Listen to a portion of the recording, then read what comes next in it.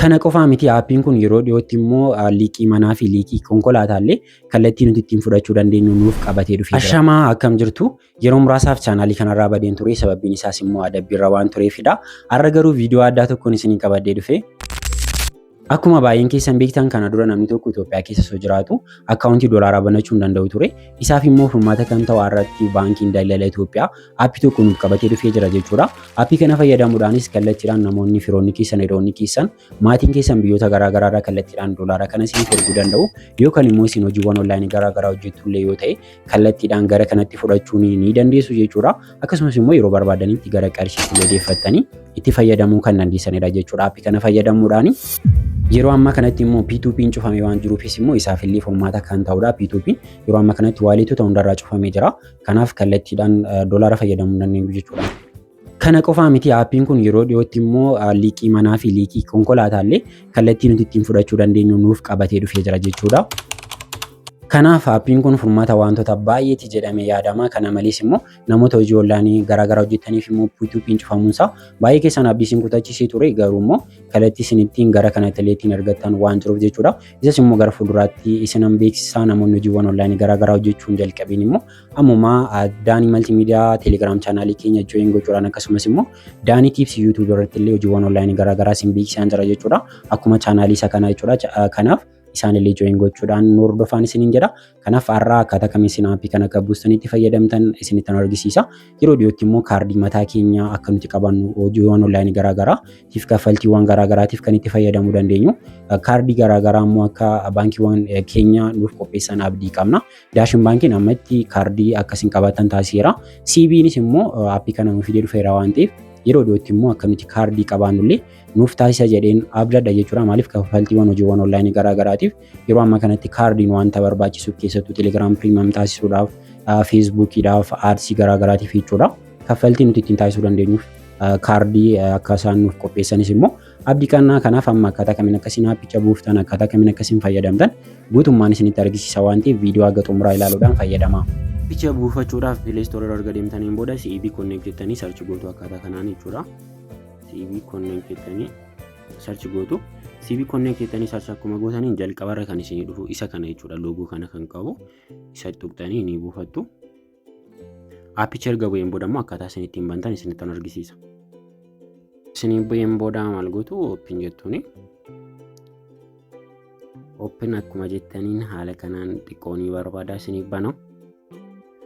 Erga isinii banee loogiin kan jedhu kun maaliif namoota kana dura akkaawuntii bantaniifidha loogiin jechuudha.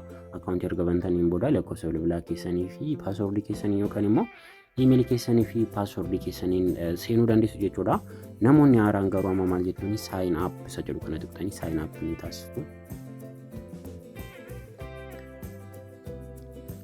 Sana booda haala kanaan isinii banaa wantoota lamaan banuu dandeessu gubbaa kanarraa akkuma argaa jirtan pooyin kan jedhu bilbila keessaniin iimeelii kan jedhu immoo iimeelii keessaniin jechuudha. Haala kanaan jijjiirtanii kan barbaadanii lamaan isaanii keessaa tokkoon banachuu ni dandeessu jechuudha. Sana booda asirratti isaan kana infoormeeshinii keessan kana naashinaal ID keessan yookaan immoo dijitaal ID keessan irraa kan jiru yookaan paaspoortii keessan irraa kan jiru first neemii keessan maqaa keessan middle neemii keessan kan abbaa keessanii last neemiin kan akaakayyuu keessan erga galchitaniin booda asirratti jendarii ni filattu lakkoofsa bilbilaatii yoo bantu ta'e lakkoofsa bilbilaa sitti galchuudhaan inni kun Itoophiyaan akkuma jirutti ta'a siitii bakka jiraanya keessanii galchuu dandeessu jechuudha. Addis Ababa yoo ta'e Addis Ababa yookaan immoo bakka amma jirtan jechuudha. Sana booda asirratti bara dhaloota keessanii akka biyya alaatti guutu jechuudha. Naashinaal ID keessanii akka bara dhaloota keessanii akka alaa fi akka biyya keenyaatti jira. Isa lammaffaarra jiru bakka kanarra fiddanii ni galchitu jechuudha. Sana booda kana tiik gochuudhaan saayin aappii jettuun. Ergaa jirtan OTP gara iimeelii keessanii erga jechuudha. Iimeeliidhaan banaa jiranii iimeelii gara iimeelii kiyyaa OTP ergee jira yookaan immoo OTP jechuun meeseejii ergee jira jechuudha. Meeseejiin koodiin isiniif ergu iimeelii keessanii yoo ta'e yookaan bilbila yoo bantan bilbila yoo iimeelii ta'e iimeelii koodiin isiniif ergu fiddanii asirratti ni guutu jechuudha. Akkuma OTP keessan sirrii ta'een jechuudha. Jalqaba irratti kan inni isin gaafatu paaswordiidha. Paaswordiin daganne paaswordii dijiitii 6 bakka kanarratti fiddanii ni galchitu. Yeroo lama galchitu jechuudha paaswordii kanas. Booda permishinii garaagaraa isin gaafachuu danda'a. Permishinii sana erga galchitaniin booda haala kanaan isinii bana jechuudha. Amma bantanii jirtu. Erga bantanii garuu wantoota baay'ee sirreessuu qabdu. Asirratti akkuma argaa jirtan immoo zeeroo baalaansii qabdu jechuudha. Asirratti kan inni argisiisu maqaan keessan bakka kanarra jira. asirratti immoo kunoo doolaaraan jira jechuudha. Kana booda akkaawuntii doolaaraa qabna jechuudha hundumti keenya iyyuu. Amma kana dura baankii keenyarraa qarshii amma naan qaba jechuu dandeessu. Amma immoo kana booddee doolaara amma kanaan qaba jechuu dandeessu. Kuni adivaanteejii baay'eedha shi. Qarshii tokko jechuudha qarshiidhaan yoo teessistan ammatti gatii dhabaa jira waan ta'eef doolaaraan keessanii garuu yeroo doolaarri kun dabaletti illee dabarsitanii gurgurachuu illee ni dandeessu yookaan immoo gara qarshiitti illee jijjiirrachuu dandeessu jechuudha. Kuni adivaanteejii baay'ee kan qabatee dhufedha jechuudha. Tole asirratti wantoonni isin gochuu qabdan inni jalqabaa asirraa akkaawuntii keessan upgrade gochuu qabdu yookaan immoo level isaa guddisuu qabdu jechuudha. As keessa galee isin agarsiisu profaayilii kiyya keessa galee jechuudha. Amma level 1 irra jira. Level 1 irra jira ግን level 2 ta'uudhaaf dirqama maal gochuun qaba jechuudha. Paaspoortii kiyya yookaan immoo national ID kiyyaan verify gochuun qaba jechuudha. Isaafis bakka kanarraa dhuftanii upgrade account isa jedhu kana ni tuqxu. Sana booda asirratti maqaa haadha keessanii yookaan immoo maqaa harmee keessanii asirratti ni galchitu. Enter your mother's full name bakka jedhu kana tuqxanii jechuudha. Maqaa harmee keessanii aga kakayyuutti ni galchitu asirratti. Bakka kanarratti galchitanii yookaan maqaa haadha keessanii galchitaniin booda asirratti nationality Itoophiyaadhuma taatu isinii place of birth immoo biyya dhaloota keessanii Itoophiyaadhaan ala yoo ta'e filachuu dandeessu. National ID keessanii yookaan kana dura paaspoortii waan akkas irratti fayyadamtan yoo ta'e garuu immoo baay'een keessan namoonni viidiyoo kana ilaalaa jirtan Itoophiyaadhuma jedhee waan yaaduuf continue jettuuni jechuudha. Isa kana erga gootaniin booda continue jettuuni. Continue akkuma jettaniin asirratti national ID dha kan inni isin filachiisu kan immoo faayidaa jechuudha. Isa isin filachiisa isa kan ofumaaf isirra isinii kaa jechuudha. Garuu immoo namoota fakkeenyaaf nationalii biyya dhaloota place of birth keessan biyya biraa gootan immoo paaspoortii isin filachiisuu danda'a yookaan immoo namoota illee Itoophiyaadhaan ala jirtan illee paaspoortii isin filachiisuu danda'a jechuudha. Kanaaf paaspoortii keessaniin illee kana verify gochuu dandeessu biyyoota biraa namoonni jirtanii. Sana booda continue jettuuni jalarraa continue isa jedhu tuqxanii jechuudha. Asirratti maal gootu jechuudha bakka kanarra isa lammaffaa irratti dhuftanii asirratti kan isin galchitan faayidaa keessanirra kan jiru ni galchitu jechuudha. Login with code isa jedhu kana tuqxanii jechuudha. Faayidaa keessanirratti akka inni koodii bilbila keessanirratti erguu gochuu dandeessu jechuudha. Kanaaf isa erga tuqxanii booda asirratti maal isin gaafata faayidaa alliance number yookaan immoo faayidaa card numberidha achirra jira. Faayidaa keessanirra jechuudha FAN fi FCN kan jedhu jira. Isa fiddanii asirra galchuudhaan send koodii jettuun koodiin sun fi bilbila keessanirra gala. Sana booda koodicha fiddanii erga guuttanii booda maqaa keessan guutummaan guutuutti kan faayidaa keessanirra jiru fidee isinitti argisiisa. Confirm taasistanii ni xumurtu jechuudha. Verify ni taasistu jechuudha akkaawuntii keessan. Akkaawuntiin keessan verify erga ta'een booda akka verify ta'uusaa yookaan immoo akkaawuntiin keessan verify ta'uusaa inni jalqaba upgrade account ni jedhu bakka kanarraa ni bada. Inni lammaffaa immoo kan isin ittiin argitan profaayilii keessan keessa seenuudhaan bakka kanarra jechuudha. Profaayilii jechuun bakka kana profaayilii isa jedhu kana tuqxanii seenuudhaan asirratti level 2 taatu jechuudha. Duraan level 1 kan turtan asirratti amma level 2 isiniif ta'a jechuudha. Akkaawuntiin keessanii kanaan levelii keessan guddachuu beekuu dandeessu.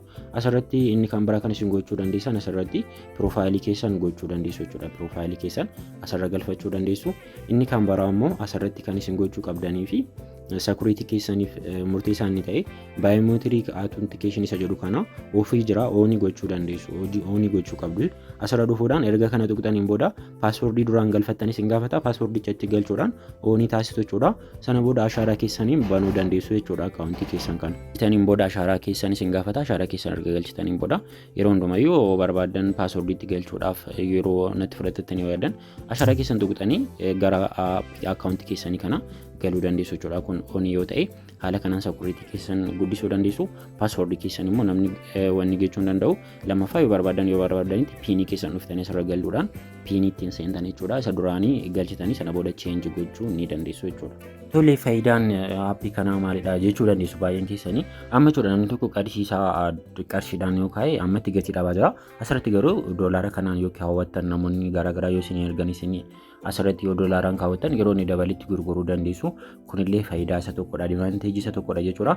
Kanaaf fuuldurri aappichaa kana fakkaata asirratti add money ni jedhu kun maalidha kan jedhu isinitti himu. Add money jechuun asirratti kaardiidhaan yookaan immoo ejentotarraa asirraa kallattiidhaan gara kanatti yeroo isin USDT yookaan doolaara kana fudhachuu barbaadan money kana fayyadamtu jechuudha.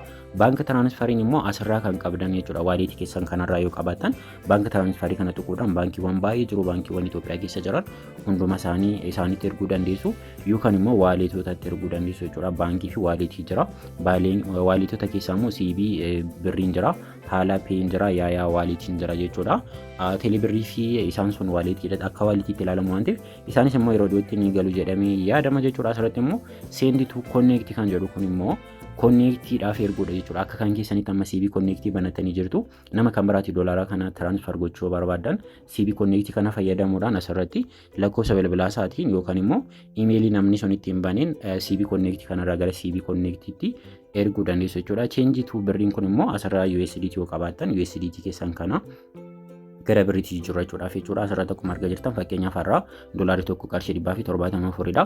Gaafa sana guyyaa isin qarshii jijjiiruu barbaadan kan inni ittiin ooleen asirratti 50 yoo qabaattan 3700 100 yoo qabaattan 1000 yoo qabaattan haala kanaan jijjiirrachuu ni dandeessu jechuudha.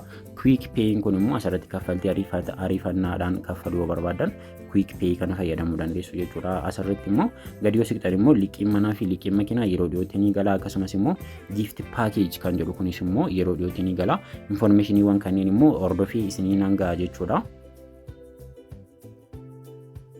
Mini statementiin keessan immoo statementii keessan kan isin fayyadamtan asirra galtanii ilaaltu jechuudha. Asirratti immoo my connect kan jedhu jira. Connectii keessan namoota kana dura connectidhaan waliin erga turtan asirratti daftanii argatu jechuudha. Isaaniif erguudhaaf yoo barbaadan bakka kanarra fidee isiniif ka'a jechuudha. As gara jalaa kanarra immoo exchangeonni guyyaa guyyaadhaan kan hundumaa jira jechuudha. Doolaarri tokko guyyaatti meeqadha, doolaarri tokko gara qarshii Itoophiyaatti meeqadha kan jedhu kana dura amma baankii irra deemtanii yookaan namoota ni gaafattu har'a doolaarri meeqaan oole jettanii gaafattu jechuudha. Kana booda garuu asumarra seentanii guyyaa guyyaadhaan asirra isiniif ka'a. Yeroo ni jijjiiramitti asirra isiniif ka'a. Asirra seentanii ilaallachuu ni dandeessu jechuudha.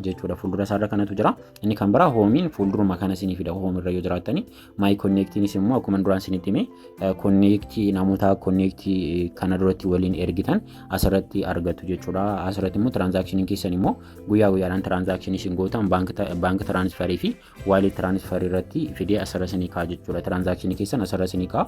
Profaayiliin immoo akkuma duraan isinitti hime gara profaayilii keessanii seenuu barbaadanii fi asirra seentanii wantoota tokko tokko sirreessuu barbaadan asirra jira jechuudha. Akkuma asirratti argaa jirtan isaan kun jiru profaayilii keessan akkasitti godhachuu dandeessu bakka kaameraa kana tuqxanii jechuudha.